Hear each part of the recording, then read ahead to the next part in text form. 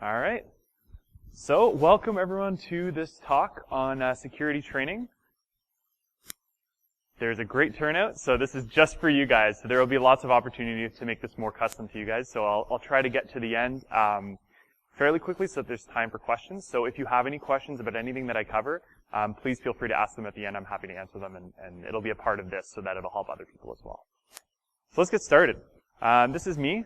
My name is Hnatiw. I'm a senior security researcher at Security Compass. Security Compass is a security company that does training as well. So I've been able to pull from a lot of our resources there to get some information for this talk, as well as from my own experience. I've been a software developer. I still am, just kind of more of a hobby. College professor as well. I was a security consultant, system administrator, web developer. Kind of run the gamut as far as IT careers go. So I've got a lot to pull from, and luckily I have a great company to pull from as well, where they've really helped contribute to this as well. So let's move on to what this talk is actually about. Well, first off, this talk is about this person. But not only this person, it is also about this person, and kind of especially this person as well. So to start this off, what do you think, and this is probably an easy answer, just take a look at the title of the talk, but what do you think the biggest security vulnerability in any organization is? The answer to this really is the employees, and this has been something that we've known for ages. Ultimately, the biggest problem in security comes down to the human factor, because humans are vulnerable to a lot of things, namely phishing, social engineering, clicking any links on the internet, sharing trade secrets, and insider threats. Employees are one of the most common ways that people will get into an organization from an attacker's perspective. Whether that's through, the most common vectors are through email, through phishing of some sort, and password guessing. And both those really ultimately come down to the employee themselves and the user. So presently, how do we fix these issues? I think that there's a lot of ways that we can fix this.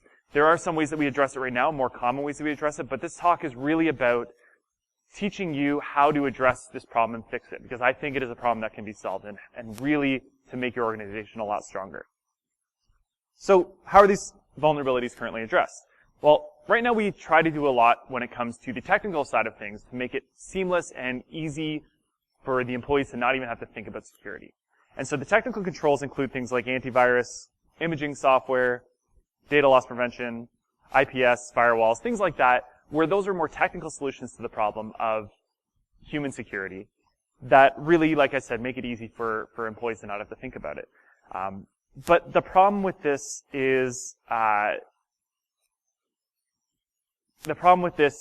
I'll kind of get to this, but really the problem with this is that if we just have this as the only control, then employees and people are really going to find a way around that, whether intentionally or unintentionally. And I'm sure if anyone in the room is a sysadmin or dealing with the quote-unquote user every day, you've probably seen some of the things that they've done to get around the restrictions that you put on their laptop or on the network. The second way that we address this, and this is the subject of this talk, is employee security training. So this talk really is for people who are looking to implement security training in their organization, as well as people who are implementing it currently and who want to improve that offering. And I also want to address the reason of why this is important and how you know it's effective. So I'll cover these things throughout this talk. So to start, how are employees actually trained on security in the organization? Well, right now, the most common thing that I see, especially in the smaller organizations, is not at all. Really, this is kind of the most common way that it's done, and it's just ineffective. Formal training ends after the first week, and that's usually on-the-job training. So it's job-specific, but not necessarily security-specific, and that's the next point. And it's also not present anywhere in the employee handbook. So employees are usually given a handbook. Here's what you need to know in the organization. Usually covers some checkboxes as far as health rules and health and safety rules, and some basic outlines of what your job is. But security is never really a part of that. And this ultimately makes the security team's job impossible to do. Because like I said, if you have technical controls in place, but employees are not trained on how to use them or what they mean or why security is important, then they're going to find a way around that because it's inconvenient. So the second way that we address employee training for security in an organization is computer-based. So I'll talk a little bit more about computer-based right now. The advantages of that is it's self-paced, so people can go take their own time at this, and everyone learns at different speeds. It's less expensive because it's more sold as a product and not necessarily a service, so it's easily packaged up and sold and distributed. It's easy to collect metrics on this because it is a technical solution, and so you can see how many people have completed it, how far people have gotten into it, and so these metrics often tie back to the business needs, and you can actually get a better idea for the effectiveness of how much has been covered across your organization.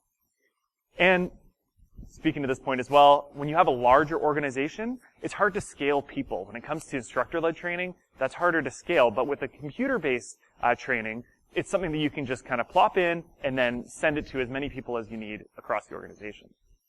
There are some disadvantages to computer-based training. One is it can lead to poor retention.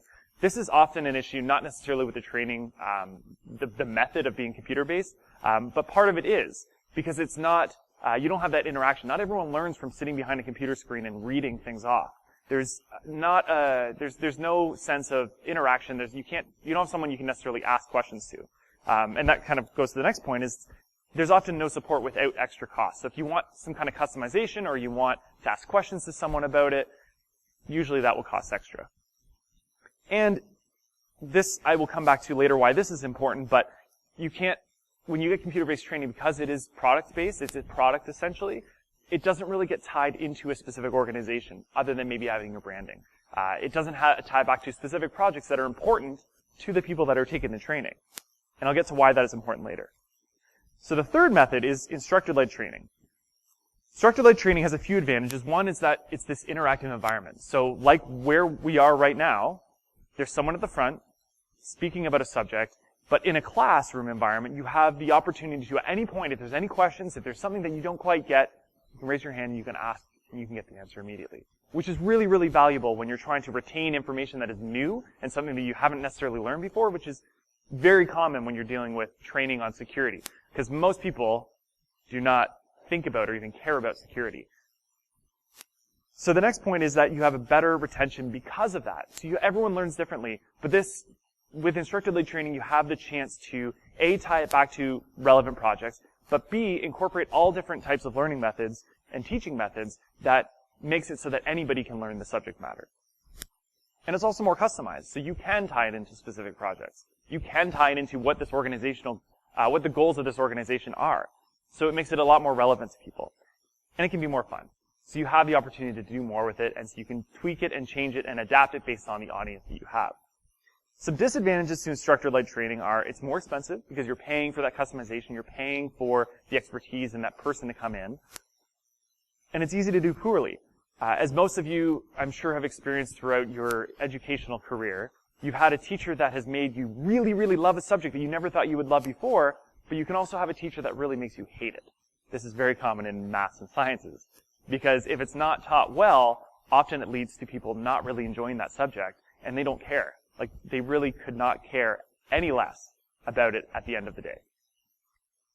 So let's take a look at how to actually do training right. So if you're looking at implementing training, or if you do offer training, these kind of tips will help you, and this is something to look for when you're looking to introduce training to your organization. So number one, you should really know your audience. This is really, really key. I like to split the audience into 3 different categories when you're dealing with instructor-led training especially. And that goes down to general staff, management, and the technical operations folks. So these are the 3 categories that I split it into. Obviously, this, can be split up even further, but generally this is the way to address training. You can split the audience into these 3 different categories. So first, let's look at general staff. So this is people who are involved in the day-to-day operations, but they may not necessarily have a technical job in nature. And they may not necessarily be making strategic decisions in the organization. So when you're looking at general staff, what you need to cover is, the main thing you need to cover is security basics. So the basics of security, because a lot of these people aren't coming from a background where they know anything about security because they haven't had to care about it. So some examples of security basics include knowing to forward suspicious emails to IT and what a suspicious email may look like. Because many people, thanks to really good spam filter we have now, many people don't actually look through their spam filter. They don't know what is spam? What does it actually mean? What does it look like compared to a regular email? So introducing this is really important. Office macros, I'm not going to belabor this point, but it's saddening that this is still a really easy vector into most organizations. A lot of attacks use Office macros and are successful because it essentially allows you to execute code on a machine through a Microsoft Word document. So understanding that you shouldn't really ever need to enable Office macros is a good thing. You can disable it usually across your organization, but having them understand this is really important. This is probably the most important point, is that you should never be solicited for your password. So employees shouldn't just understand this, your grandparents should understand this, your parents, your friends, everyone. No one should ever come to you asking for your password. There is zero reason for that. Anytime you need to change your password or a password is involved, you should be going to that location, to that place that you trust, to change it there. So for example, you will never get an email saying, we need your password, in this box, or go to this form to fill out this password to do something on your account. Instead, if you get that prompt, you should first talk to your IT and just make sure it's legit. But second, you should go to that actual website that you know the website of, so your banking website, for example. You should go to that website and go to your account and change your password there. It should never be the other way around. So this applies to phone, email, carrier pigeon, whatever. There should be never any reason where someone's going to solicit you for your password. So make sure they know this. This is probably the most important point. And really, when it comes down to it, when in doubt, report to IT or security, depending on your organization's structure. So there should be an understanding and a part of the culture that it's okay to send this, to ask questions to IT. It's okay to send, these emails that you're not sure about to IT, because our job in security and IT in general is to help educate users. As much as we don't like to deal with users, you will be doing everyone a favor if you can educate them. And so having a discussion about something, sharing your knowledge, is a way to make it so that the next time they have a question around this, if you've already taught them the basics and things they need to know, they won't bother you, because they'll likely know the answer. Maybe it'll take 2 or 3 times, but our job is to make it so that everyone is more aware of this. So when in doubt, report to IT should be something they should know as well. And this is something that's particularly relevant. Lock your computer. So funny story about this. In our company, at Security Compass, we have a policy. It's just part of our culture that we do this. It probably started with someone making a bad fashion decision, but there's this thing that we do. If someone has their computer unlocked, and someone spots that, they will go up to that computer and they will send an email to the entire company saying something about baggy pants. So I think one day someone came into the office and they had baggy pants on. I guess they thought it was the 90s again. And they left their computer unlocked, and someone sent an email saying, I love baggy pants, to the whole organization. Well, in our company, usually within the first week or two, someone will send out a baggy pants email, but it doesn't happen more than twice. So this is something that's difficult to implement in a bigger organization later on, because people are going to be upset if you send out an email to everyone in the organization, on your behalf and shame you, but it's a part of teaching that in a continuous way, because we understand that if your computer is unlocked, if someone has physical access to your computer, it's game over. I think we all know this. Regardless of if it's a computer, a server, workstation, doesn't matter. If someone has physical access to it, especially if there's nothing blocking them from accessing anything, it's game over there. So a really good hot key is on Windows systems is the Windows key and L instantly locks it. Get in the habit of, before you leave, Windows key L. On the Mac, I think it's Control-Shift-Power, but it changes. Anyways, understand that the importance of locking your computer when you're not using it.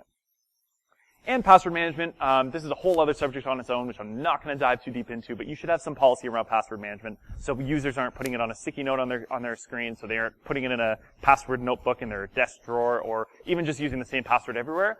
Have some kind of policy around this, and just make sure that they understand what that policy is. Ideally, they should have a different password, a unique, random password for every website they use and every location they have a password. But however you manage that, make sure that they understand that as well. And it really comes back to what your security policies are and the culture around it. So a key thing here is a lot of organizations have a policy where you have to have your badge out and present and visible at all times. However, in most cases I've found this is not really enforced, and I'll tell you a story about that later. So just make sure that they understand these policies and that it's okay to question someone about this. It's okay to ask someone to show you their badge. So make sure they understand the policies you have in place, because they're there for a reason. And a lot of the time, this comes back to that first week when they come into training. if this isn't covered, how can you expect them to enforce that or even really keep any kind of security on their own? So make sure they know the policies that you have in place. So this is the general staff. Moving on to management, they should know the security basics. Security basics is something that I think that everyone should know, especially from the onboarding perspective. But what's really important here for management is phishing and spear phishing awareness. Because oftentimes these people are the decision makers. They can make more highly impactful decisions relating to the business. So financial transactions, for example. So make sure that they understand what phishing and spear phishing looks like. So some examples of what you would teach here is being aware of attachments. So be wary of attachments because oftentimes this is just an easy way to get in. Like for example, you shouldn't ever get a JavaScript attachment that you need to open, right? Same with the Office macros and everything. Again, key point, I cannot belabor this enough. You will never be solicited for your password. Okay, if you are, report it to IT. And I mentioned before financial transfers and how management usually has access to doing things around this. Make sure that you have a policy around it first off, and second, that they know what that policy is. So if you need two people, two different executives to sign off on a transaction, or you need legal, for example, this is very common to have legal sign off on all large transactions, let's say over $10,000. Make sure that they understand this and they know it. There's nothing wrong with it. It's just they just should be aware of that policy to prevent them from accidentally, sending off a large amount of assets to an attacker. And a really important point, when in doubt, report to IT and security, because that's what we're here for. So let's move on to technical operations. I'm going to come back to security basics. They should know this as well. But technical operations is more the people that are, you're looking at developers, system administrators, anyone who has like IT as a part of their job role should really fall into this category. So the basics is important for everyone, but also some platform-specific vulnerabilities and security around specific platforms. So whether that's, looking at web development, looking at running Windows systems, running Cisco networking gear, whatever, they should understand specific vulnerabilities and issues to those platforms. So an example of this is OWASP Top 10. Doesn't necessarily cover everything, but it's a good introduction to web security. Secrets management. So understanding not to push an API key to GitHub. Understanding how you actually incorporate secrets, so it's like passwords or API keys, for example, into code, or using it locally, so password management.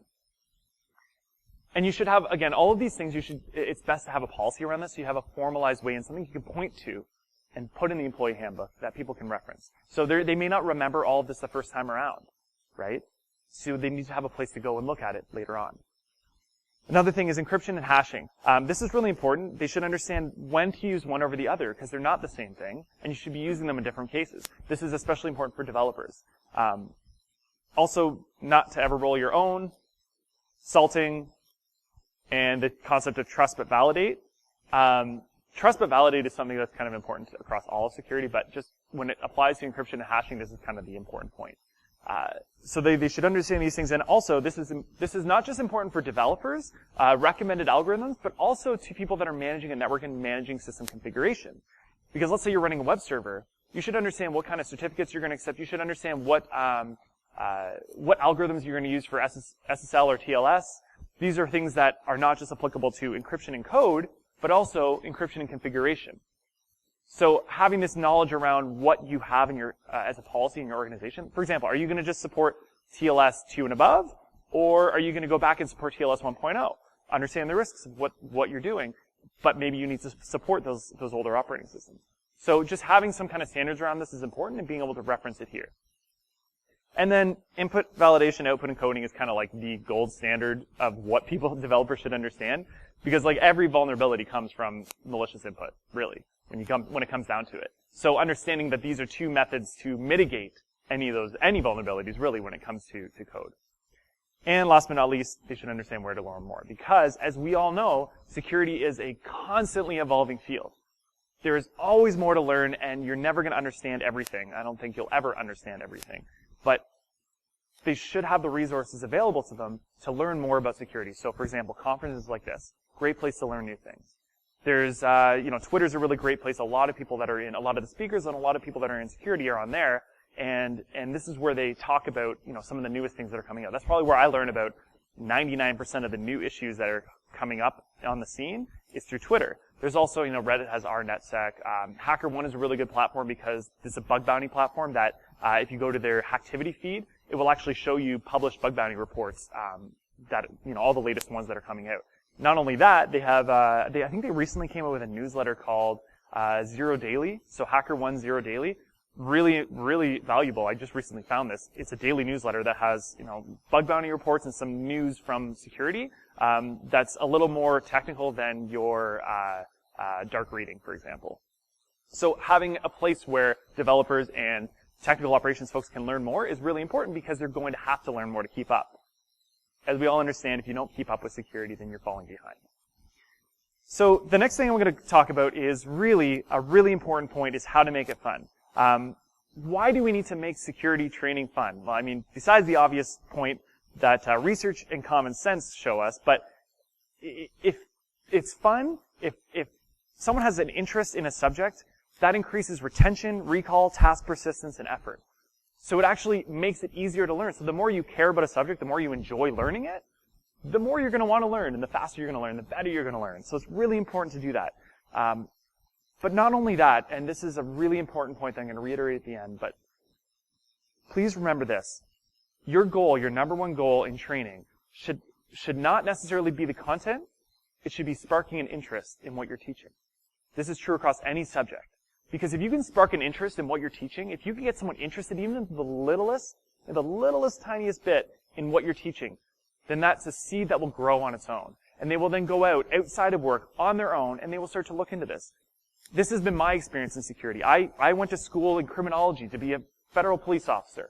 And then I met a guy who was hacking Wi-Fi, and I was like, you can do that with a computer? And it blew my mind. And from then on, I started just spending all my time researching this because that seed was formed in my brain, that little bit of interest in what this subject was, and then it's grown on its own since then. And I'm sure many of you have had this experience. So if you can plant that seed and spark a little bit of interest in whatever you're teaching, but in this particular case about information security, then that person will then go on and they will start learning on their own. And they will learn way more than you can teach them in any course, any length of time, because they will be interested in it and they will want to carry on their own. So if you're going to remember anything from this talk, remember that. So let's move on. How can you make training fun? Well, one way is to do hands-on hacking demos and labs. This is more geared towards the technical group because they're going to be more interested in the technical side of things. But again, this comes back to knowing your audience. Maybe you have a bunch of management folks who are really into, like, how do hackers do what they do? Like, what does a actual technical attack looks like? I've heard of Mimikatz. How does that work? Things like that. If you know your audience, then this could work for them, but generally it's the technical group that will appreciate this. So one method is, here's a few resources you can look at. WebGoat, Metasploitable, Mutilidae. These are just some resources that are deliberately vulnerable that you can use to learn how to hack, essentially, how to do specific attacks against these platforms. Here's finally a use for those old XP boxes. Put it up and see what you can do to attack it, right? Maybe make it, start it earlier on so it's got even more patches that it doesn't have, and so learn how to attack it. All these things you can set up in a virtual environment. So whether you're using VMware, VirtualBox, it doesn't matter. Set up a little virtual network, and it's really easy and really cheap to just set up a bunch of boxes together to go to town on, basically.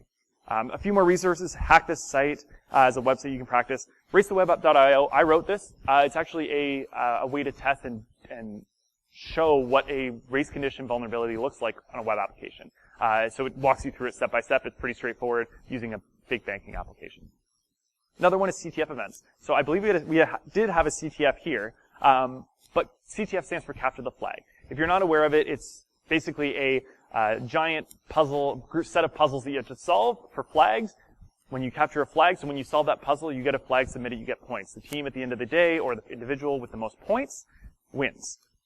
But the fun part comes in trying to capture those flags, because you learn a ton just by getting to the point where you're trying to figure out, okay, how do I get to that flag? You can learn probably things you will never use in your entire IT career, but the value is it teaches you how to think like an attacker, right? It's more the mindset that is the outcome of this than necessarily the individual knowledge itself. So there's a lot of events you can do. There's a website here called ctftime.org. that shows a bunch of the some upcoming Capture the Flag events. I think these are all online, but there's one happening regularly, like at least monthly, probably almost weekly. So just check that out, and that'll give you some more there. If you can incorporate this into your training, Capture the Flag events, there's a bunch of write-ups on existing Capture the Flag challenges. If you can find those, then you can go through it with your class, and then they can see, like, what does it actually look like to hack into this and to capture this flag. It's really, really fun. I would highly recommend doing those. Second way that you can do it is through theoretical scenarios.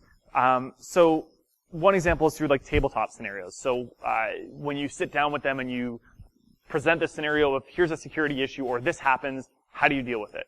A key to this is providing minimal detail. If you provide minimal detail, you're not telling them exactly everything they need to know. They will then, it's required that they will ask you probing questions to figure out more. And in doing that, in starting that conversation about understanding that situation a little bit more, they'll start to learn what they need to know when a real situation comes up. So by asking those questions, you have a conversation, and this is the best way to really teach what the important things to learn are. So when you're doing a tabletop scenario, a key thing to remember is providing minimal detail because it forces them to ask clarifying and probing questions. One other thing you can show them is a phishing email versus a real email. I was talking about this before, but some of them are very good, like really, really good. There was, I think, like a month ago or a few weeks ago, there was the giant Google Docs email that was incredibly successful because it looked legit, and they caught hundreds of thousands of people in it through this one phishing email. You can look it up later, but it shows the effectiveness of a really good phishing email. So maybe point to that one and say, does this look like a real email or not? And then look at a real email, does this look like a real email or not? It's a really important thing to kind of start that awareness of what a phishing email actually could look like. Another one is, speaking to developers, actually go through this particular application. What happens if there's a man in the middle? What happens if someone is listening in a connection between the client and the server? Or what happens if this part of the application goes down? What happens if they send like 500 requests to the same endpoint at the same time? Things like this where you'll get them actually thinking about their own application and what different kind of security events could happen. This is where we use our expertise as security professionals to understand what an attacker could do, because oftentimes it won't occur to developers because they don't think about this.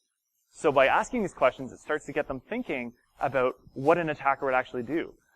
As a side note, when I do threat modeling and when I go into an organization to help with threat modeling, the most fun thing to do, and my favorite part about it, is when I start asking these questions, I don't necessarily point to, okay, here, this is an issue, this is an issue, this is an issue. I say, if you were an attacker and you wanted to bring this application down, let's say you wanted to find a way to just DOS it off the internet, how would you do it?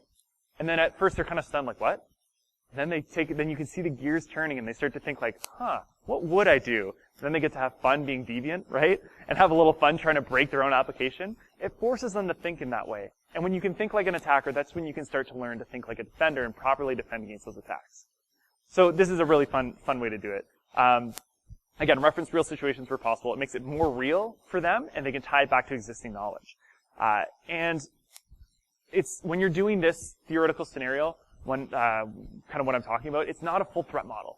A threat model is a completely different outcome. A full threat model is there to get a better understanding for what your threats are, what your posture is across your whole organization as far as security goes, and all your applications. This is a one particular question, one particular situation.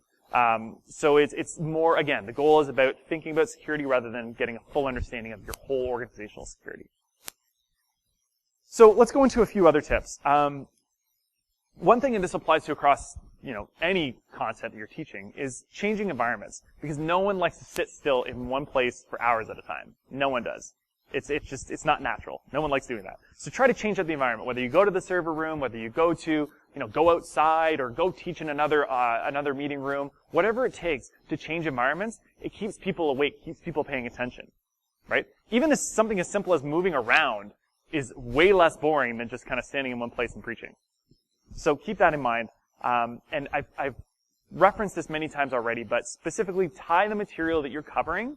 So if you're training in security, or if you're looking for training in security, if you can find a way to tie whatever that material is to existing content or something, a project they're working on, or their organizational goals, tie it back to something they already know, that reinforces, that helps strengthen the things they learn. Because everything we learn is based, we try to tie it back to existing knowledge. The best way to learn something is to find a link to something you already know. So if you're trying to teach this new concept of security, many people don't have any concept of what security is or why it's important. If you can find a way to tie it back to something they already know, that helps build and strengthen those connections in their mind, and they will have a better chance of remembering it later on. So it's really important to tie it back to something they already know in some way or form. Next up, let's look at timelines. So these are just general timelines about how often you should actually be doing this security training. There's no hard and fast rule. It's different for organizations, but this is probably some best practice to follow. When you're looking at the general staff, it's best to do it during onboarding. So when they're first coming on, don't just do on-the-job training, but also train in security, covering those basics. Test them annually. So make sure that they're not falling off. It's not something they learn once and then forget about. You can test it through, a written exam, through scenarios, some of those theoretical scenarios that I covered before. Try doing those annually or more often. And just doing random audits as well. So doing just random testing throughout the year of figuring out, what do you do in this situation? Test them. So an example of this would be a really good way to test this is phishing, doing some phishing campaigns. It's harmless. Ultimately, it will teach them a lesson, and it's really easy to do. So send off a few fake emails to your organization, have fun crafting it, making it look real. See how many people click it. That's your response. Test it regularly, and then you have a metric to measure against. Another thing is red team. I'm going to repeat this for every single one of the groups because, yes, while it's important to teach this material, you don't really understand if it's being implemented or how they're implementing it until you test that, until you try to find out. There's no way you can't understand something until you measure it. So these are different ways of measuring it. Red team is probably the most effective one, but there is a caveat that if your organizational security isn't really up to a certain level, or it doesn't have a good baseline, then red team may be ineffective because they'll probably just run through everything. So there's different levels. Management. Onboarding as well is really important, but also random audits I'm going to come back to again, because it's important to assess and measure how effective it is in the organization. So phishing, red team, and this is especially important here to management to do those random audits because oftentimes people in management are bombarded with requests and bombarded with so many things that everyone else thinks is important, which they probably are to those people. But if you have 500 things coming at you at once, how do you measure what is the most important thing versus other things?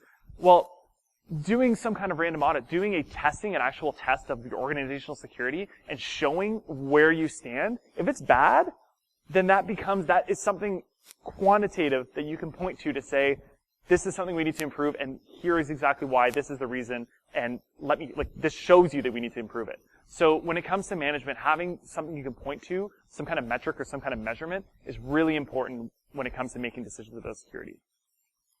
So moving on to technical operations, onboarding again, training annually. So training is important for technical people because in any technical role, whether that's development, system administration, or security at all, it's important to keep up because it's always evolving. Like I mentioned before, security is constantly changing, always evolving. It's important that they keep up to date with the latest trends. So give them the opportunity to do that and encourage them and really enable them to constantly allow them to be training, whether that's through a training budget, bringing people in-house to train, or to offer some kind of specialty course, whatever it takes. It's important that they keep up to date on their technical skills. And then random audits for the same reasons as I've mentioned before. But one specific one that I'm going to point out that's different from the other random audits is incident response. A lot of technical operations folks have to deal with incident response, and it's not, if you're fortunate, it's not tested regularly. You don't want to have to deal with incidents all the time. However, if you can find a way to simulate it, I'm not saying, at 2 a.m. on a Saturday night or something where you're going to ruin your sysadmin's weekend. Nothing like that, but throughout the week or randomly throughout the year, try throwing a mini crisis at them and seeing how they respond. And then if you keep it short and sweet, then it's something that, okay, yes, maybe they had to deal with it and scramble and figure it out, but they learn from it. And they are tested in a way that's not going to damage your whole organization. So when it comes to random audits, a really good thing to keep in mind for the technical operations folks is incident response as well. So let's take a look at how you actually test to see whether they've retained the material, because if you've done your job well, they will retain it, but how do you know this? So a few ways you can do this is is through testing it throughout, test understanding throughout the entire time you're teaching. So instead of sitting at the front of the class or having someone sit at the front and say, this is what you need to know for a week, without any kind of feedback or testing throughout, you may have had someone or everyone stuck on the first day, and by the time you get to the last day, they wouldn't have learned any more than what you've taught on the first day because you didn't check in regularly to know that they understand what you're talking about. So it's really important when you're teaching anything, when you have someone coming in to teach, that they're constantly checking in and making sure everyone's on the same page. So you can do this through things like situation-based scenarios to make it a little more fun. You can do written tests as well. Written tests often aren't as effective in testing comprehension, but if you keep it short and keep it maybe more around having like an essay question or something where they need to expand on it, it's a little bit better. But the reason why you can do these written tests and the reason why you should is because it provides more quantifiable data. So it's easy to say, like, they got, this person got 9 out of 10, they roughly are on par with where we're at, as opposed to finding someone who's maybe 1 out of 10 and it's like, okay, this person's probably not keeping up with where we're at. So it's important to have that quantifiable metric as well. And then you can do an exam at the end of the course, however you want to do that. Again, if you can stay away from just doing written stuff, where you can have some kind of conversation or a scenario where you can test them in, that's even better. But there's a bonus if there's a certification tied to it, because not only will that incentivize your employees to want to do it, because having another letter to the alphabet soup at the end of their title is important, but also as an organization, you can then point to these certifications that you have. So you can say, okay, our employees are X and Y and Z. So you can say that these people are all certified, and then you now have more credibility as an organization. And then, again, coming back to regular security audits, the reason I keep talking about this is because it's important to measure the effectiveness. And one of the best ways to measure how it's implemented and how it's being practiced across the organization is these regular security audits. So phishing, social engineering, red team exercises. And then something a little more novel that you may not have thought about is in these regular performance reviews that pretty much everyone does, why not have a little component for security? So just ask them a question about, okay, in this situation, what would you do? And have a conversation. It's best if you have someone there who is maybe a security champion or someone who is a security expert in the organization, or bring someone in, and it's important to have that dialogue because security is more than black and white, as most things are, and there's more than one right answer, and there's usually a more depth involved in solving security problems. So if you can have a conversation around it, it's usually better than just having them answer, what's on port 23, right? How do you, what's a firewall? Something like that. So have a conversation there. So how do you actually know how it's worth it? So do you know whether the training's worth it? When you're trying to sell it to your management, how do you know it's worth it? Problem is this can be a trick question. Because oftentimes if security training is done well, you won't know that it's done well because you'll likely avoid a number of serious security incidents without even being aware of it. This is what you want, but you don't know you want. And management doesn't know they want. But ideally, if you've done it right, then you won't know. So I'm going to give you a few examples of some training, effective training results and ineffective training results right now. So the point of this is more to demonstrate exactly what you get with effective or poor training and really where it can be critical in specific situations that may not have happened to you yet, but one day could happen, and this is how you avoid them. So first off, when I was, I've done a number of red team assessments, and I love it. One that we did, we were on site at this large organization. This is a big company in this big facility, and we were there.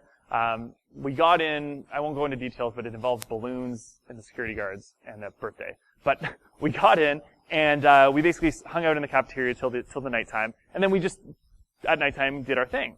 But we needed a spot to set up shop, to put our laptops and kind of have our base of operations. So we chose this meeting room that was kind of bottom floor out of the way, or we thought it was out of the way. But it was out of the way, and we kept seeing people go back and forth. We were like, this is more well-trafficked than we thought. When we went outside, we looked at the door next to us. It said Security Operations Center. And there were security guards and security folks always constantly walking back in front of the meeting room, which had a clear window. It was not like a, boarded up room. It was a clear window. And they saw us regularly. And throughout the night, this kind of startled us at first, but later on as the night went on, we started to realize they're not doing anything. They don't really care. Their policy, so they have this badge policy where everyone had to have their photo ID and their badge present and visible at all times. So we were going through the building, and at first we were trying to kind of avoid the security guards. But after a while, we realized they didn't care, and we would walk by them and just kind of wave by as we went by. And one of us had a fake visitor badge that was like a photocopy scan that was deliberately made to look pretty bad, just to see if they caught us. The other person didn't have anything at all. Not once did any of the security folks or the security guards stop us. One time we were actually trying to get into we were in HR, one of our objectives was to get the HR records, and we found the VP of HR's office, and, using our under the door tool, making a lot of noise to try to get in. And I turn around, and there's a woman sitting at her desk right there. And we get up, we're like, okay, that's not gonna work, and we walked away. She didn't say anything. Nothing.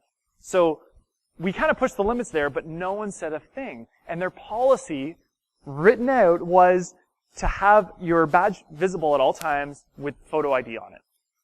Even the security guards didn't even ask us anything. Another event was, this is kind of fun. I did another red team, where this was probably the easiest domain admin I've ever gotten. But I did some background research, found out that they were using an IT company, for some of their IT stuff. And I called in and I said, hey, I'm from such and such IT company. I just want to verify a few things about the account. I think I talked to their secretary, and she said, okay, let me just pass you through to the relevant parties. So she passes us through. So of course, now my phone call looks like it's coming from internal to the organization, right? On the phone ID. But I get a hold of their internal IT people, and I talked to them, and I said, hey, I'm from such and such IT company. I'm looking to, I noticed that we need to make some changes to the account. I just need to verify, before we proceed, verify who you are, that you have permission to be able to make changes to this account. So what's your domain password? And I kid you not, they just gave me the domain password. And I even asked them to spell out, like, phonetically what it was. Oh, can you repeat that? And what was the phonetic code for it? Oh, yeah, it's this, such and such and such. And then we carried on the conversation, and that was that. So I literally got domain admin through a phone call. So if this person had known one of the key rules that I've discussed, you will never be solicited for your password, that would have never happened. And I probably would have been caught. So in both cases, if someone had known A, the policy, and B, some of the basics of security practices, and they cared about it, then the entire operation would have been shut down, would have been burned. That's it. So simple things. Those are simple things that easily could have stopped, way more damage further down the line. There was an instance of really good training, where we were at we were on site of this building, and so we were there during the day, and we'd already done quite a bit, and so we were trying to be a little more brazen with what we were doing. And so we were going to around the side entrances, and there was one where there's this big, long window, and there's a door in the middle of this platform. So it's like completely open courtyard. I just walk up, and I see, oh, I can't get in. There's people there standing, and I kind of knock on the window. I'm like, hey, can you let me in? And they're like, they came into the door, opened the door, and they asked me for my badge. I said, oh, I don't have it with me. I'm just here to meet someone. I can't find my way in. They're like, okay, that's fine. Come on in. And I'm like, oh, sweet, I'm in. But then, because I didn't have my ID, they said, okay, I'm just going to have to escort you to security just to make sure that, so you can get your ID checked and just, everything's good. And so this person actually took me, walked me through the entire building. This is not a small building. They walked me through the entire building, and meanwhile I'm like sweating and making up the story in my head about how I'm going to get out of this. And they bring me to the front desk of security. They say, here you go. This person needs help with their ID. I managed to find some excuse and way out of it, but regardless, they had caught me because they followed the policy. And I later found out that this person wasn't even in security. This person had nothing to do with security. They were a project manager in the organization. So this is someone that would fall under the general staff category, and they potentially just could have stopped a huge amount of damage to their organization. They probably did, just from that one thing, because it was okay, and they felt like it was a part of the culture to be able to do that. So that was a really good instance of just the human being your strongest advocate and being your strongest asset in security, just from that one little thing. So I thought that was really, really well done, and I ended up commenting to I hope they got a raise or something after that, but I commented to their bosses about it as well. So, finishing up, I think the one thing you should understand from this conversation is that with the right training, you can make your employees your greatest security asset. So that project manager at the end, they became a stronger security control than any blinky boxes they had in their server room. Just that one person. The more people that you can teach, and I'm going to kind of get to this in the final message, the biggest vulnerability in the organization is humans.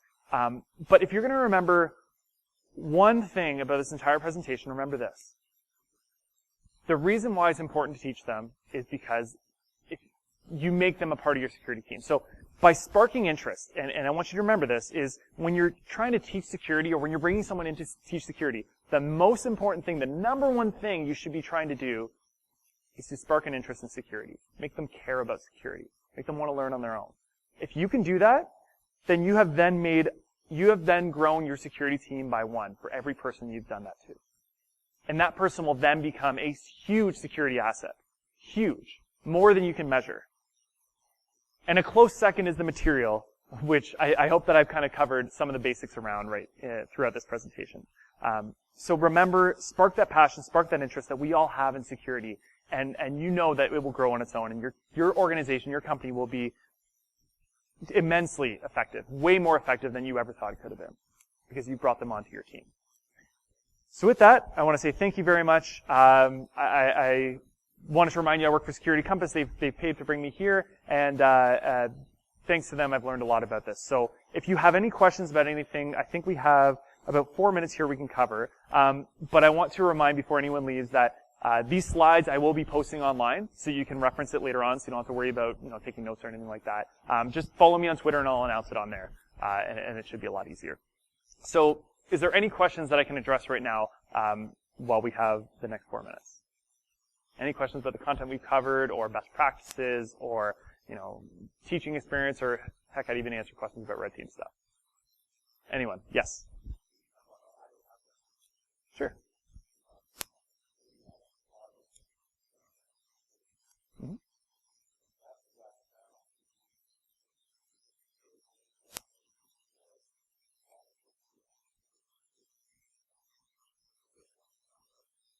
Right.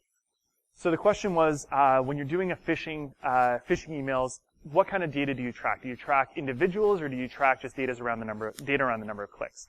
It depends.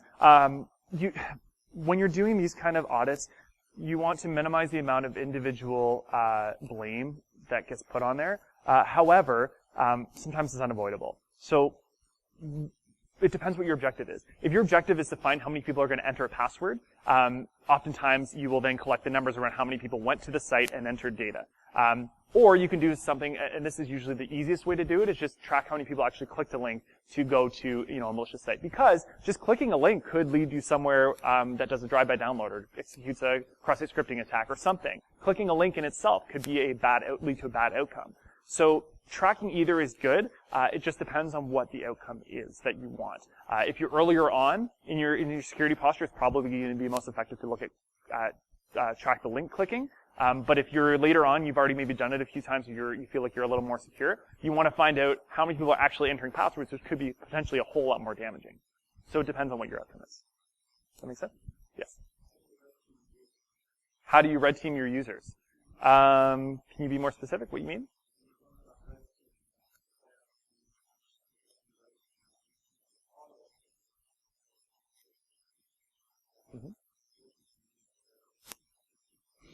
What I meant by red teaming is more just a general red team practice. So I mean real red team. I don't necessarily mean doing a phishing campaign on its own or a pen test. I mean doing a whole red team engagement where there's no rules and you have objectives that you want to try to reach. So let's say, and this is why I've said the caveat before of you make sure that your security level is at a certain baseline where you have the basics covered, because otherwise it's going to be ineffective. But if you have those basics covered, and then you want to test to see overall how effective, how well your company is implementing security, so whether that's the developers that you're training on the internal applications, the sysadmins, how they're managing the network, how they're managing the systems, you can really audit everything together with a red team because it's a much more all-encompassing, thorough assessment. That's kind of what I meant. I didn't mean like individuals, red teaming individuals. It's more an organizational-wide thing because the goal of this training is to improve the security of your organization, not just the individuals, but throughout the whole thing. Does that answer your question? Sure, that's a big component of it. Yeah, so that's red team usually consists of physical, which is like gaining access without a badge, or picking locks. Social engineering, which is just finding a way in or tricking people to give you passwords. And then there's the technical side of things where you're actually in the network or you're from the outside trying to break in. Those are kind of the three main components when it comes to a red team. Are there any other questions? No? If you have any other questions, I'm here for the rest of the day, and I'd be happy to answer them. You can reach out to me on Twitter anytime. My DMs are open. That hasn't blown up in my face yet. But if you want to, ask me any questions anytime, please reach out. Thank you very much.